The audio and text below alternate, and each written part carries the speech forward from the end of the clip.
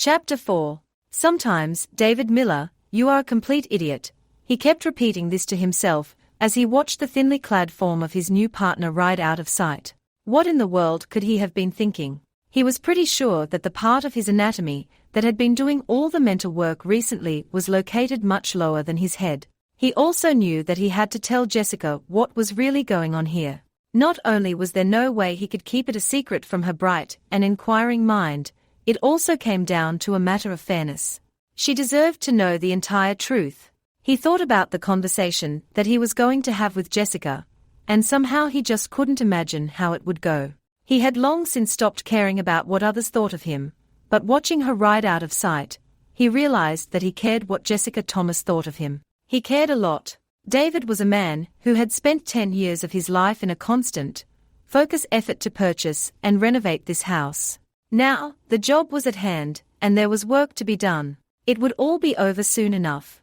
Jessica's head was spinning nearly as fast as her wheels when she rode over the top of the hill and headed down the other side. He had asked for her help to fix up the house of her dreams. It was as odd as it was unexpected, and when he first asked for her help she didn't know what to say. She knew nothing about this man, but felt strangely attracted to him. I am done with work tonight at 5. Shall I come by then? She found herself asking. Sounds fine, I will see you here at 5. Fate had offered Jessica the once-in-a-lifetime chance to do something she had always dreamed about doing. How could she say no? One person who would not agree that the Riverview House project would be over soon enough was David's father and boss, Randolph, and he was not shy about mentioning it to his son. Shortly after David returned to work, the cell phone on his belt rang. He looked at his watch. 8 a.m. on the nose. He didn't even have to glance at the number of the incoming caller. Of course, he sighed and pushed the button on the phone. We can't have a morning go by without having to listen to it again from father. David, good morning. Randolph Miller began with a rush. Look, I only have a couple of minutes before I pitch the second design to the county on the transportation building. Without waiting for his son to greet him, the elder Miller breathlessly continued, Look, I know you have plans to work on that house, God only knows why, but I could really use you back here. Why don't you just get the roof on the thing and get it stable, and you can play with it some other time? The Westport building is getting behind and I am needing some help. Good morning, Dad, David offered in a sarcastic tone. It's nice to hear from you. Do me a favor and look at your calendar, okay? See that big circle I made on December 15th? Remember when we agreed on that as my return date? The agreement was more like an ultimatum, but David had simply refused to return before then, even at the risk of permanently losing his job. Randolph Miller would have fired any other employee who would dare to take the tone with him that his son did that day, but in a family business there are different rules for family members. David had used that fact shamelessly to demand the time away. Well, then hurry up and get it done, son, I need you here. Randolph said, I can only be one place at a time, and I need somebody here I can trust. Except for the fact that you are crazy as a June bug, you are the best employee I have. Look, the meeting has started, don't forget to call your mother. Click, David sighed. It was 8:04 a.m. Yep, Dad had called right on time, just like he would tomorrow. The phone would ring at 8 o'clock. David knew he could set his watch by it. Arnie Cox and his crew were on the roof hammering away, and as the top of the house took shape David busied himself tearing out the wiring in the basement. He was sure, upon his first inspection of the house, the entire electrical system would have to be replaced. After having the electric company cut off the power to the main house, David attached a temporary small electrical box to power the 2 rooms in the back of the structure, so that he would have light in his bedroom and bath. As the old electrical system died, David contemplated the cycle of life and death that had brought him to this point. His thoughts drifted, as they had so many times before, back to the woman who he had loved more than life itself. They met at a college art exhibit, where her work was on display. They had shared an instant attraction, drawn together from the moment they were introduced. After the reception they shared a milkshake and phone numbers, and on their first date they shared a kiss. For 2 months they dated, and in the way of young lovers, the two become one body and soul. They bathed themselves in sun and stars, and in the silver velvet of the moonlight they shared hopes and dreams. The future was a road that seemed to stretch out before them forever, and their hearts and bodies burned as they made love with the reckless abandon of the young.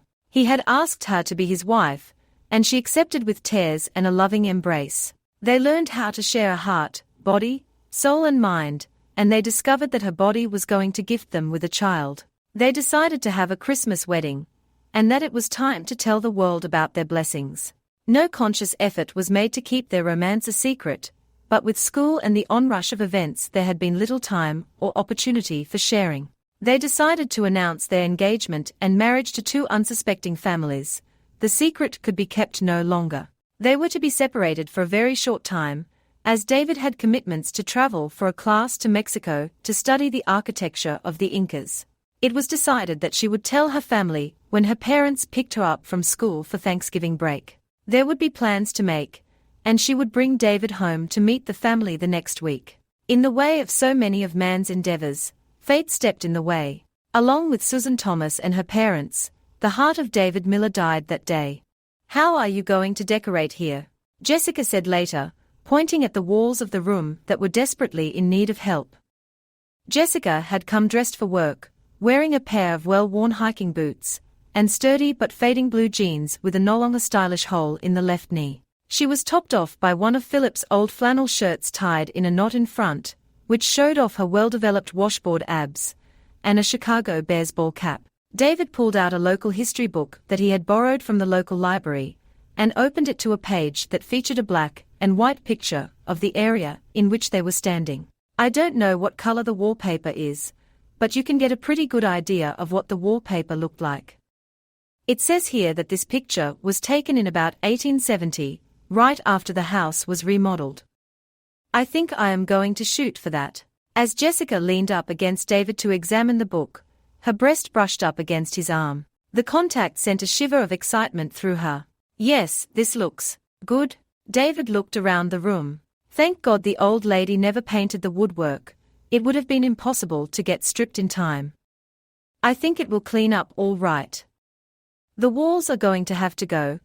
I have a crew coming in to put up sheetrock, and we will do the electrical in here then." "In time?"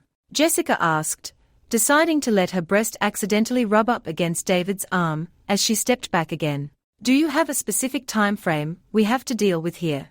"Well," David replied, not knowing where to begin or what to say, "I want to have it done in time for the Tour of Lights this year."